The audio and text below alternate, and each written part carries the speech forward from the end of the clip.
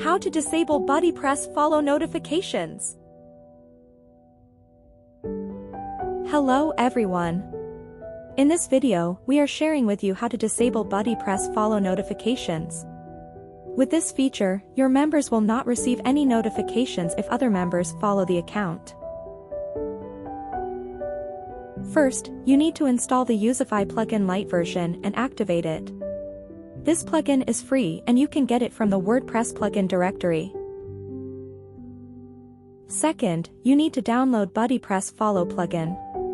This plugin is free, you can download it from URL we put on the description of this video. After download the plugin, upload and install it into your WordPress site. And then activate it. And then, please go to your FTP or file manager. And go to folder WP content, then folder plugins. Create a new PHP file and name it bp.custom.php. If you already have it, no need to create a new one.